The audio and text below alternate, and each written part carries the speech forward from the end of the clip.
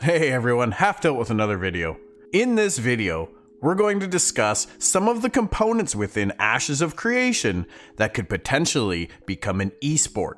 So apply your deodorant and grab your gamer drinks as we prepare to get sweaty. Intrepid Studios is not focused on esports, but when asked, the creative director of Ashes, Stephen Sharif, had this to say, and I quote, "If we make the gameplay compelling, competitive, and fun, then naturally it will move in that direction. And then we will find the ability to support it afterwards." End quote. I feel this quote captures some of the important aspects of what makes a good esport on both the player and viewer side. The only thing I would add to that is the need for the audience to be able to follow what is going on in the gameplay. This definitely gives us the opportunity to have one or more components that could become an esport. So let's take a look at a few of those possibilities. First up, raids. We talked a bit about raids in our last video, and the competitive aspect of shooting for world's first. But outside of world firsts, the only point of competition in raiding would be speed clearing. This lack of repeatable or viewer engaging content, combined with the fact available dungeons and raids will vary from one server to the next, likely means we won't be seeing raids hitting the esports scene anytime soon. Let's move on.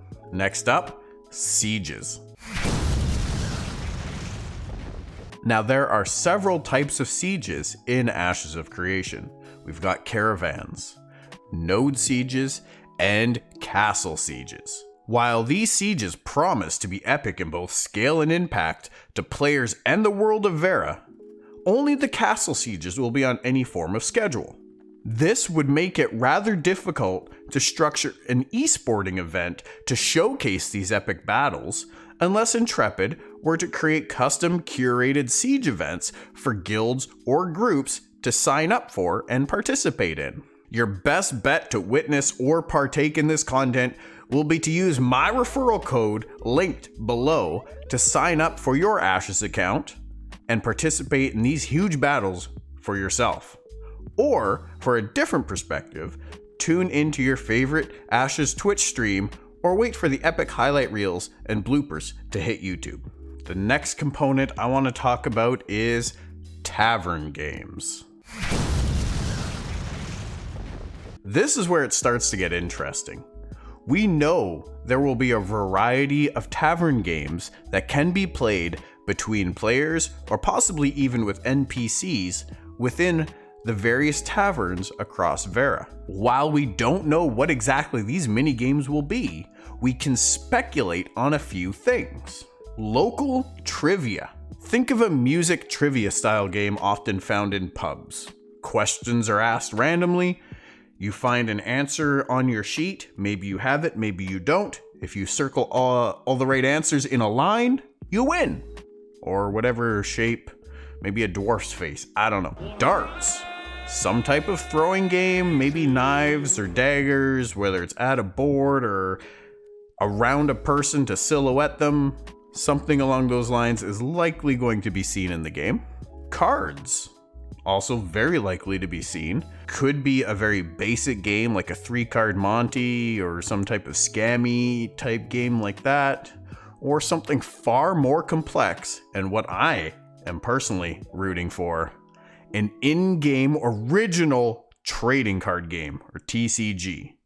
Think of something along the lines of what Gwent was to The Witcher 3. I can see this becoming a thing, as we know Ashes will be more than just an MMORPG, but a whole franchise. Steven has mentioned this before. A TCG only seems fitting and could absolutely become an esport if the system is well done. Just look at what Hearthstone has become. The last component I want to touch on is going to be arenas. Now, we covered a little bit about this a couple weeks ago in our arenas video, and no doubt, this is the component of Ashes that has the highest probability of becoming an esport. So what will make arenas and Ashes thrive in the esport scene? Well, first and foremost, it needs to be entertaining to watch. Part of this will be facilitated by a knowledgeable and entertaining commentary team. I would love to get in on that, by the way.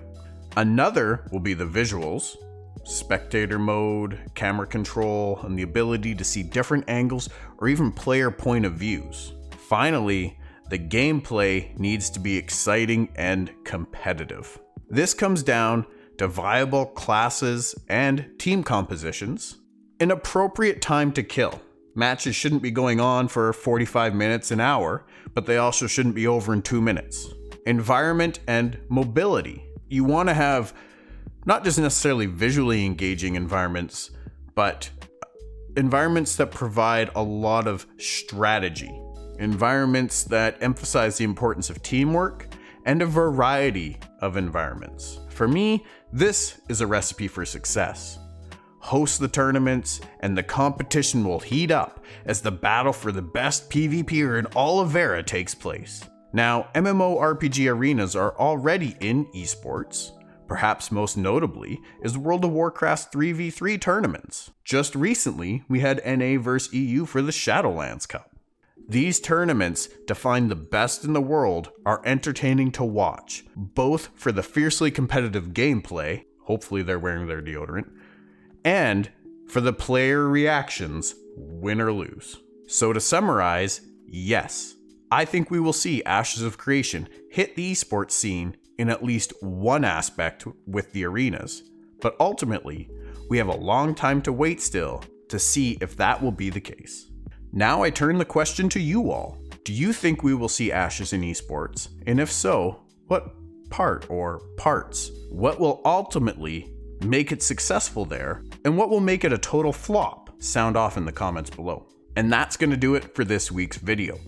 Thank you all for watching, and if you enjoyed, please consider hitting that like button and subscribing to the channel for more Ashes of Creation videos. See you in the next one.